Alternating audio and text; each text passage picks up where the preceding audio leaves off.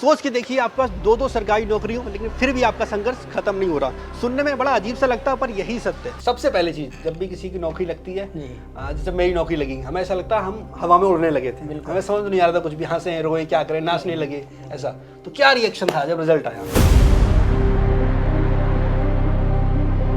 List 2 में ही check किया, ठीक है। उसमें उसे भी नहीं दिखा, लेकिन फिर उसे याद आया एक्सीडेंटली कि मैंने स्टैटिक्स का भी पेपर दिया है। हाँ। तो उसने फिर लिस्ट 1 में चेक किया और मुझे गाली देते हुए बोला साले बेवकूफ है क्या, इसमें लिस्ट 1 में क्यों नहीं देख रहा तू?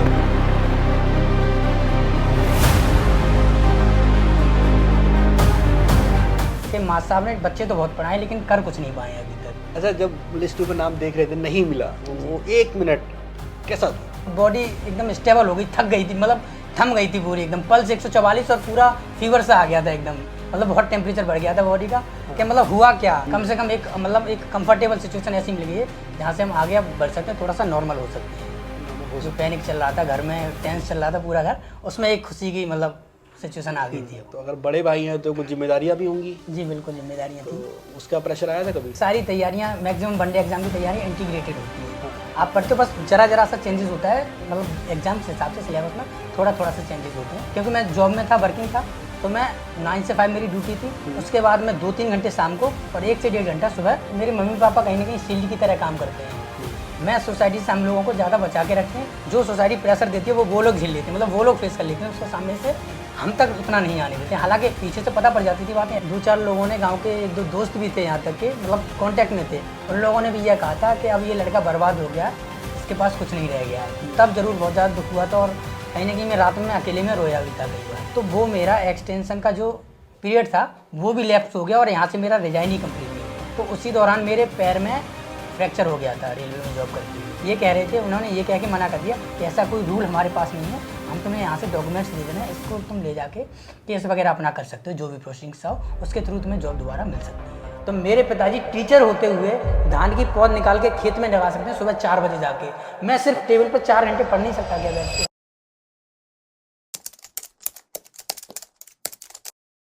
सोच के देखिए आपके पास दो सरकारी नौकरी हो, लेकिन फिर भी आपका संघर्ष खत्म नहीं हो रहा। सुनने में बड़ा अजीब सा लगता है, पर यही सत्य है। सपनों का सफरनामा आज हमको लेके आया है दिल्ली के प्रहलादपुर में, और आज की कहानी है दीपेंद्र की। दीपेंद्र वो इंसान है जिनका इस बार एसएससी सीजल 25 में सिलेक्शन हुआ है।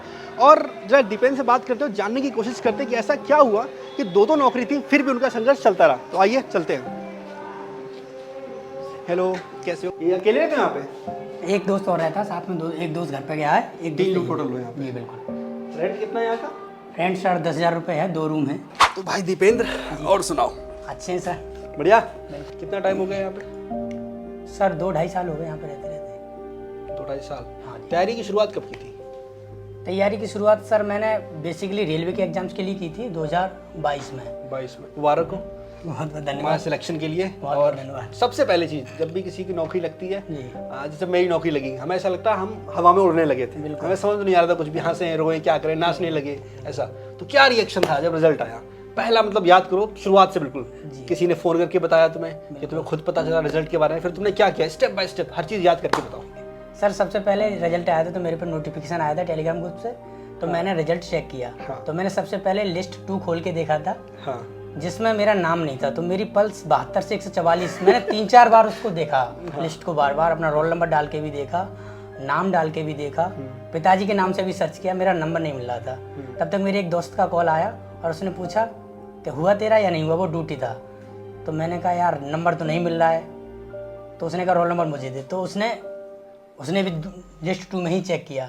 ठीक है। उसमें उसे भी नहीं दिखा, लेकिन फिर उसे याद आया एक्सीडेंटली कि मैंने स्टैटिक्स का भी पेपर दिया है। तो उसने फिर लिस्ट 1 में चेक किया और मुझे गाली देते हुए बोला साले बेवकूफ है क्या, इसमें लिस्ट 1 में क्यों नहीं देख रहा तू? तेरा इसमें 4200 ग्रेड पे हुआ, तू 24 और 28 से लिए बैठा है, तेरा ग्रेड 4200 ग्रेड पे हुआ। तो मुझे विश्वास नहीं है। फिर मैंने चेक किया लिस्ट 1 में, और लिस्ट 1 में 2-3 बार देखा अलग अलग तरीके से, कभी नाम से कभी रोल नंबर से, वेरीफाई किया कि मैं ही हूँ। उसके बाद बहुत संतुष्टि हुई और बहुत खुशी हुई कि मैं 2800 सोच रहा था, मुझे 4200 ग्रेड पे 4200 मिल गया। हाँ, एक सेटिस्फेक्शन वाली फील आई थी। क्या लगा था, क्या मिलेगा? मैं उम्मीद कर रहा था 2800 ग्रेड पे ऑडिटर वगैरह, क्योंकि मेरे रॉ मार्क्स 314 बन रहे थे, तो मैं उस हिसाब से 2800 ग्रेड पे एक्सपेक्ट कर रहा था।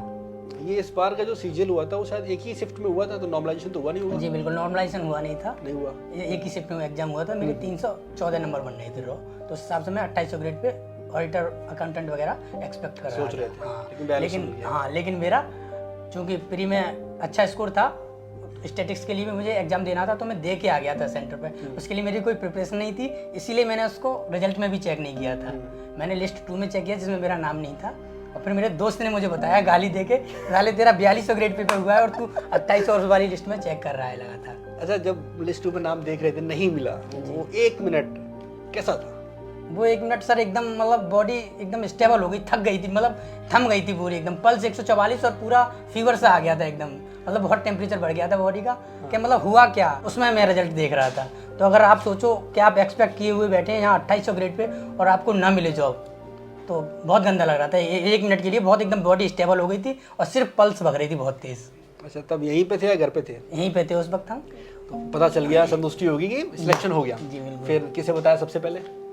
सबसे पहले आपस में दोस्तों में ये दोस्त वगैरह मिठाई वगैरह ले आए थे नाच गाना तो हुआ? हाँ, इन्होंने खिलाया बिलाया, थोड़ा अपना सेलिब्रेट किया। उसके बाद मैंने मम्मी को फ़ोन किया, हाँ। फिर अपने भाई को फ़ोन किया था, फिर पापा को फ़ोन किया। मम्मी को बताया मैंने कि मम्मी आपका बेटा 4200 ग्रेड पे लग गया है, मतलब एक स्टेबल लाइफ कम से कम मिल गई है। इसके बाद आगे हम और कुछ कर सकते हैं, जो अभी तक जो एकदम बादल मतलब एकदम घटा छाई हुई थी वो उससे कम से कम निकले हैं बाहर निकले। घर वाले काफ़ी खुश हुए थे, मम्मी पापा। मैंने फ़ोन किया, बताया था पापा को, तो पापा कह रहे थे कि पिछले 5-6 महीने में काफ़ी ज़्यादा प्रॉब्लम्स हुई हैं, कम से कम एक मतलब एक कंफर्टेबल सिचुएशन ऐसी मिल गई है जहाँ से हम आगे अब बढ़ सकते हैं, थोड़ा सा नॉर्मल हो सकते हैं। नॉर्मल हो जो पैनिक चल रहा था घर में, टेंस चल रहा था पूरा घर, उसमें एक खुशी की मतलब सिचुएशन आ गई थी। अब आपके घर में कौन कौन है?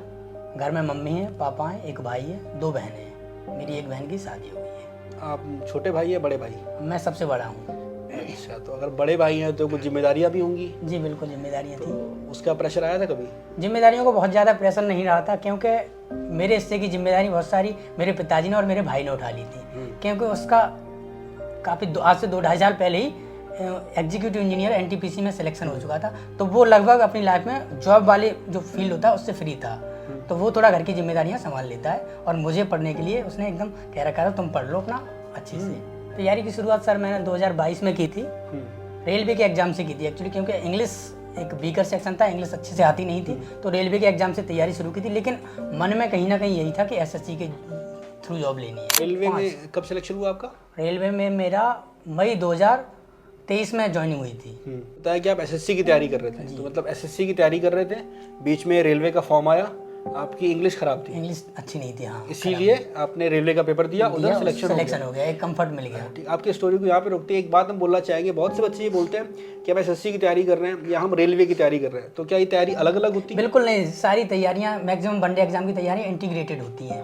आप पढ़ते हो, बस जरा सा चेंजेस होता है, मतलब एग्जाम के हिसाब से सिलेबस में थोड़ा सा चेंजेस होते हैं, उसी हिसाब से तुम्हें एग्जाम के हिसाब से एडजस्ट करना होता है। तो हम कह सकते हैं अगर कोई एसएससी की तैयारी कर रहा है तो उसके लिए उसे रेलवे के लिए अलग से कुछ भी पढ़ने की जरूरत नहीं। आप एसएससी की तैयारी कर रहे थे, रेलवे में आपका सिलेक्शन हो गया। ठीक, अब आगे बताइए, नौकरी लगने के बाद क्या हुआ? नौकरी लगने के बाद सर 9 to 5 जॉब होती थी। उसके बाद शरीर तो थक जाता था, लेकिन मन करता था कि नहीं, कुछ बेहतर करना है तो और कुछ करना पड़ेगा। तो इसके बाद मैं पर डे लगभग 3 से 4 घंटे रोज निकालता था पढ़ने के लिए रेगुलर। ये हुआ यूँ था कि 2023 में मेरा प्री नहीं हो पाया था, जीके काफ़ी वीक थी इस वजह से। पहली बार सीजीएल कब दिया आपने? 2022 में सीजीएल पहला दिया। तब प्री हो गया था? तब प्री हो गया था, मेंस नहीं हो पाया था। ठीक है। 2023 में प्री ही नहीं हो पाया और मैं छुट्टियां लेके चला गया था। मतलब 22 में प्री हो गया, प्री हो गया, मेंस में रह गया, मेंस में रह गया। 23 में आपका प्री भी रह गया, प्री भी नहीं हुआ। बिल्कुल। फिर मतलब एक टेंस सिचुएशन बन गई कि प्री भी नहीं हुआ, लेकिन मैंने उसके अगले ही दिन से ये डिसाइड कर लिया था कि मैं आज से ही रेगुलर तैयारी करूंगा, क्योंकि मेरे पास बहुत ज़्यादा टाइम नहीं था कि मैं मतलब बिल्कुल स्कॉलर की तरह पूरा 8-10 घंटे पढ़ पाऊँ रोज, क्योंकि मैं जॉब में था, वर्किंग था, तो मैं 9 से 5 मेरी ड्यूटी थी। उसके बाद मैं 2-3 घंटे शाम को और 1 से 1.5 घंटा सुबह, मतलब 4 से 5 घंटे, 4 घंटे लगभग एवरेज। पहली नौकरी रेलवे थी, तब का रिएक्शन क्या था? उस वक्त खुशी थी, क्योंकि घर में जानते हो मैं ग्रामीण पृष्ठभूमि से आता हूँ, तो चूँकि गांव में सरकारी नौकरी लगने का एक अलग ही मज़ा होता है। तो उस तरीके से पहली नौकरी ली थी, काफ़ी खुशी हुई थी घर वालों को, मम्मी पापा को। तो बस फिर वही था कि ज्वाइन करेंगे और आगे कोशिश करेंगे, जो मतलब मेन डेस्टिनेशन है एसएससी के थ्रू जॉब लेना, उसके लिए फिर से कोशिश करेंगे। रेलवे की जॉब से पहले तैयारी आपने यहाँ आके की थी या घर पे? रेलवे की जॉब से पहले मैंने घर पे ही तैयारी की। कितना टाइम हुआ होगा लगभग? वो लगभग 1 साल का टाइम रहा था। तो 1 साल जब आप तैयारी कर रहे थे उस टाइम पे घर वालों की तरफ से कोई प्रेशर या आसपास के लोग कोई टॉन्ट, अरे बनने चले कलेक्टर, ऐसी बातें होती हैं गाँव में? जी बिल्कुल बिल्कुल होती है। ऐसा कुछ होता? जी जी बिल्कुल। उसमें सर वैसी बातें बिल्कुल होती हैं, लेकिन उसमें मेरे लिए मेरे मम्मी पापा कहीं ना कहीं शील्ड की तरह काम करते हैं। मैं सोसाइटी से हम लोगों को ज़्यादा बचा के रखते हैं। जो सोसाइटी प्रेशर देती है वो लोग झेल लेते हैं, मतलब वो लोग फेस कर लेते हैं उसको, सामने से हम तक उतना नहीं आने देते हैं। हालांकि पीछे से पता पड़ जाती थी बातें, ऐसे ऐसे लोग बातें करते हैं। हमारे गांव के एक थे कोई ठेकेदार जो यहाँ पे आके सीजनल काम करते थे, तो वो उन्होंने गांव में जाके टॉन्ट भी मारा था कि मास्टर साहब ने मेरे पिताजी बेसिकली टीचर हैं, तो उन्हें बोला था कि मास्टर साहब ने बच्चे तो बहुत पढ़ाए लेकिन कर कुछ नहीं पाए अभी तक। तो ऑब्वियसली उसके बाद से जो जॉब लगी थी तो उसकी बहुत खुशी थी। तो आपके पापा टीचर थे, बच्चों को पढ़ा रहे हैं, तो ऐसे टॉन्ट भी आते होंगे कि खुद का बच्चा नहीं लगवा पाया और दूसरों को चले शिक्षा देने? बिल्कुल आ रहे थे, थोड़े बहुत आते थे, लेकिन वही मैंने कहा ना, मेरे लिए शील्ड थी मैन वही, कि सोसाइटी की ज़्यादातर प्रॉब्लम्स वो मतलब अपने पे ले लेते थे। इस वाले में हुआ था 2024 वाले में जो ट्रेजेडी हुई थी मेरे साथ। हाँ। उसके बाद ज़रूर 2-4 लोगों ने, गांव के 1-2 दोस्त भी थे यहाँ तक के, मतलब कांटेक्ट में थे, उन लोगों ने भी यह कहा था कि अब ये लड़का बर्बाद हो गया, इसके पास कुछ नहीं रह गया है। तो तब जरूर बहुत ज़्यादा दुख हुआ था और कहीं ना कहीं मैं रात में अकेले में रोया भी था कई बार। 2024 में मेरा प्री हुआ, उसके बाद मेंस में सिलेक्शन हुआ। मेंस के थ्रू मुझे जीएसटी डिपार्टमेंट में टैक्स असिस्टेंट का पद मिला। अब चूंकि मैं रेलवे में था, मुझे यहाँ की प्रोसीडिंग्स पूरी करानी थी। उसमें मैंने रिजाइन वगैरह अपना लगाया। यहाँ पे मैंने टेक्निकल रिजाइन लगाया। थोड़ा सा जानते हो एसएससी इतना अनप्रिडिक्टेबल हो गया है कि यहाँ पे कई सारे केसेस चलते रहते हैं। तो इसलिए मैंने यहाँ पे टेक्निकल रिजाइन लगाया था रेलवे में। उस टेक्निकल रिजाइन का प्रोसेस यहाँ से इतना लंबा चलता रहा, चलता चला गया कि मुझे जो 2 एक्सटेंशन मिले थे रेलवे नए डिपार्टमेंट से, जीएसटी डिपार्टमेंट से, हाँ, तो सीजीएल के थ्रू जीएसटी में मेरा सिलेक्शन हुआ था, उससे मुझे 2 एक्सटेंशन मिले थे 3-3 मंथ्स के। 6 महीने मिला? 6 महीने के, हाँ, 3-3 मंथ्स के 2 बार में मिले थे। तो वो मेरा एक्सटेंशन का जो पीरियड था वो भी लैप्स हो गया और यहाँ से मेरा रिजाइन ही कंप्लीट नहीं हुआ। मतलब 2024 में तुम्हारा सिलेक्शन हुआ टीए की पोस्ट पे हुआ? टीए की पोस्ट मिली, तुम्हें ज्वाइन करना था? टेक्निकल लगाया? टेक्निकल लगाया। अच्छा, जिन लोगों को ना पता हो टेक्निकल रिजाइन क्या होता है तो उनको बता दें। टेक्निकल का मतलब ये होता है कि अगर आप दूसरे डिपार्टमेंट में आप जा रहे हो और कल को वो डिपार्टमेंट ना समझ में आया या वो पोस्ट आपको अच्छी ना लगे तो आप वापस आ सकते हो अपने डिपार्टमेंट में। तो इनका प्लान ऐसा था कि हम रेलवे में जॉब कर रहे हैं, हम टीए जाना चाहते हैं, एक बार देखेंगे, अगर सब सही रहा तो वहाँ फिक्स हो जाएंगे, वरना हम वापस रेलवे आ जाएंगे। जैसे उन्होंने टेक्निकल लगाया था, तो उसमें क्या हुआ? वो रिजाइन जब तक कंप्लीट हुआ तब तक जो मुझे जीएसटी डिपार्टमेंट ने 2 एक्सटेंशन दे रखे थे, वो दोनों एक्सटेंशन लैप्स हो गए। मैंने उसके बाद वहाँ ऑफिस जाके बात की। इसके 5 दिन बाद मेरा रिजाइन कंप्लीट हुआ। मेरे लैप्स होने के बाद मैं नए डिपार्टमेंट गया, मैंने वहाँ बात की, तो वहाँ पे ऑफिसर वगैरह ने काफ़ी मतलब सपोर्ट किया। उन्होंने कहा हम कोशिश करते हैं, वैसे तुम लेट तो हो गए हो, हम कोशिश करते हैं। तो उसी दौरान मेरे पैर में फ्रैक्चर हो गया था रेलवे में जॉब करते हुए, तो उस वजह से मैं मूवमेंट भी कम कर पा रहा था। तो मैं नए ऑफिस जब गया तो वहाँ पे मेरे इस मतलब सिचुएशन को देखते हुए ने सिंपैथी ग्राउंड पे मुझसे रिप्रेजेंटेशन वगैरह लगवा ली कि तुम एक फ़ाइल बनाओ, अपने मेडिकल के जो डॉक्यूमेंट्स वगैरह हैं वो लगा दो, हम कोशिश करते हैं चीफ कमिश्नर सर से बात करके अगर तुम्हारा हो जाता है तो जो रिप्रेजेंटेशन चली 10-15 दिन के बाद सर के पास गई, चीफ कमिश्नर सर के पास, लेकिन शायद वो ये कह रहे थे, उन्होंने ये कह के मना कर दिया कि ऐसा कोई रूल हमारे पास नहीं है, हम तुम्हें यहाँ से डॉक्यूमेंट्स दे देना है, इसको तुम ले जाके केस वगैरह अपना कर सकते हो, जो भी प्रोसीडिंग्स हो उसके थ्रू तुम्हें जॉब दोबारा मिल सकती है, उसकी संभावना रहेगी। अच्छा, हाँ। तो प्रेजेंट टाइम में केस चल रहा है? प्रेजेंट टाइम में केस चल रहा है सर। यार ये तुम्हारे साथ कुछ ज़्यादा ट्रेजेडी नहीं होगी? बिल्कुल सर, उसके 1 महीने बाद जब ये केस वगैरह ये सब चल रहा था, उसी टाइम में मुझे डेंगू फीवर भी हो गया था। और डेंगू और बहुत खतरनाक फीवर हुआ था सर, 13,000 प्लेटलेट्स रह गए थे सिर्फ हमारे। और मुझे उस टाइम 5-7 दिन हॉस्पिटल में मतलब भर्ती भी रहना पड़ा था। मोटिवेशन कहाँ से मिला कि नहीं हमें करना ही है? सर एक तो आंतरिक मोटिवेशन यह था कि जॉब हमें सीजीएल के थ्रू लेनी है। दूसरा मोटिवेशन मैंने ये बताया, मेरे पिताजी मोटिवेशन का मतलब मेन फैक्टर रहे हैं। मैंने उन्हें देखा है कि बारिश पड़ रही है और वो खेत में देखा होगा आपने धान की पौध निकाली जाती है, धान उसमें से लगाते हैं। तो मेरे पिताजी टीचर होते हुए धान की पौध निकाल के खेत में लगा सकते हैं सुबह 4 बजे जाके। मैं सिर्फ टेबल पर 4 घंटे पढ़ नहीं सकता क्या बैठ के? तो ये मेरे लिए एक मोटिवेशन का मेन फैक्टर था। इसके अलावा मेरी मम्मी बहुत सारा घर का मतलब काम संभालती हैं, तो मेरे मम्मी पापा और मेरा भाई, कुछ अच्छे दोस्त, ये सब मेरे मोटिवेशन का कारण थे, इंटरनल मोटिवेशन का। थोड़ा थोड़ा पढ़ना स्टार्ट किया, लेकिन धीरे धीरे करके 15 से 20 दिनों के बाद में मॉक टेस्ट मैं लगा रहा था। लगातार मैं मॉक टेस्ट 1 दे रहा था। एक शुरुआत में 1 दिन गैप करके दे रहा था, क्योंकि दिमाग थका हुआ था और काफ़ी बीमारी के बाद मैं रिकवर कर रहा था, तो एकदम से नहीं बैठा जा रहा था इतना कि 2 घंटे 2.5 घंटे बैठ लो आप लगातार।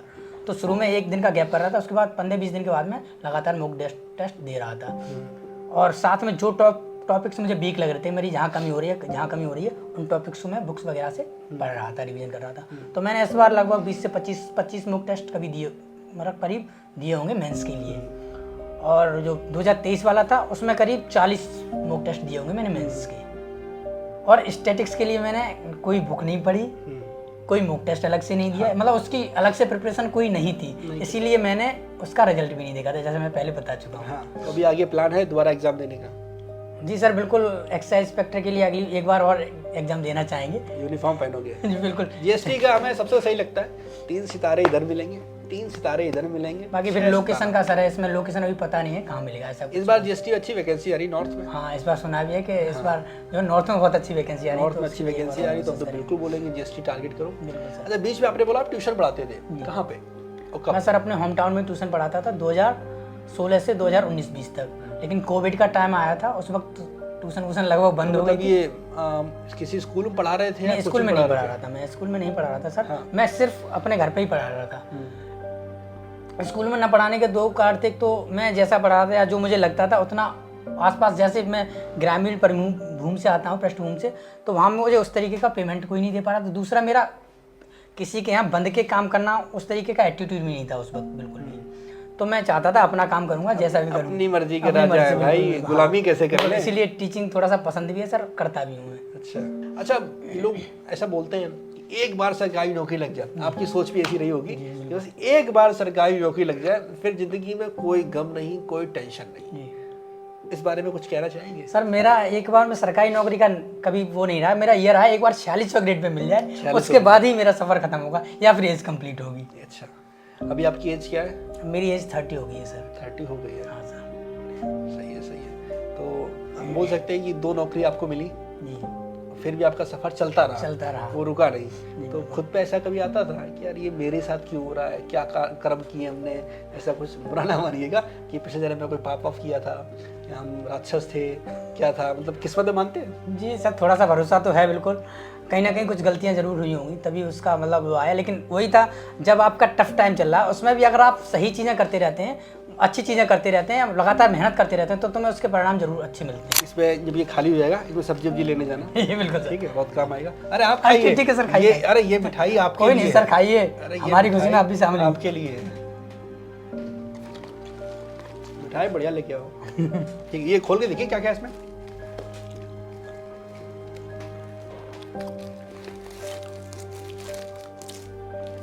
डायरी। जी सर। एक पानी की बोतल, थैंक पेन यू भी सर। होगा।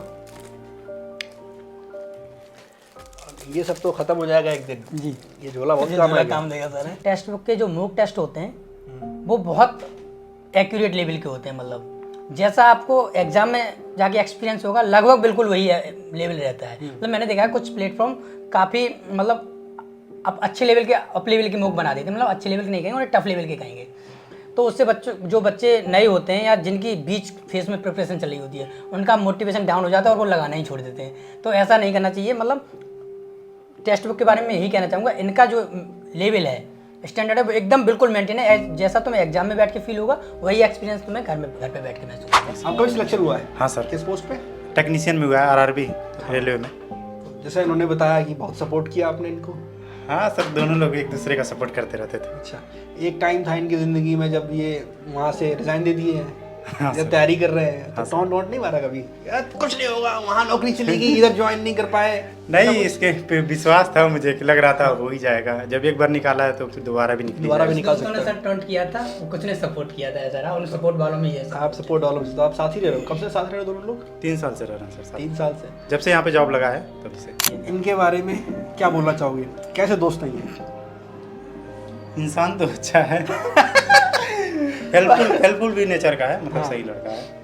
चलिए, सही है। बहुत अच्छा लगा आपसे मिलके। Thank you sir. Dipen ji, आपसे मिलके बहुत अच्छा लगा। चलो, ये था हमारा सपनों का सफरनामा। दीपेन जी से आज मिले और इनकी स्टोरी सुन के बड़ा मजा आया। मतलब कह सकते हैं लोगों के मन में होता है कि एक बार सरकारी नौकरी मिल जाए उसके बाद तो फिर कोई टेंशन नहीं है। भाई के पास 2 नौकरी थी, उसके बाद भी स्ट्रगल जारी ही था।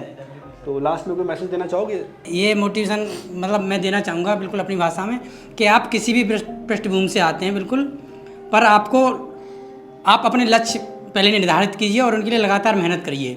जैसे मैं था, मेरे गांव में बहुत सारे लोग टॉन्ट वगैरह मारने वाले भी थे। यहाँ तक कि जो लोग प्राइवेट नौकरी या ठेकेदारी करके सीजनल काम करते थे वो भी मुझसे कहते थे, मतलब मेरे पिताजी के पीछे मेरे गांव में कहते थे कि इनने मास्टर साहब ने बच्चे पढ़ाए हैं पर कुछ कर ना पाए हैं बच्चे। पर हम लगातार पर्दे के पीछे मेहनत कर रहे थे और उसके परिणाम अब आना शुरू हो गए हैं। तो यही मैसेज देना चाहूँगा मैं कि आप लगातार मेहनत करते रहिए, आपको परिणाम उसके जरूर देखने को मिलेंगे। ये तुमने अच्छो काम नहीं करो है। अरे बिल्कुल सही काम करो, ऐसा कोई बात ना भैया, सब काम बढ़िया करो। हमने जान इसी के साथ सपनों का सफरनामा इस कहानी को हम विराम देते हैं और फिर मिलते हैं एक नई जगह नई कहानी के साथ। Bye bye.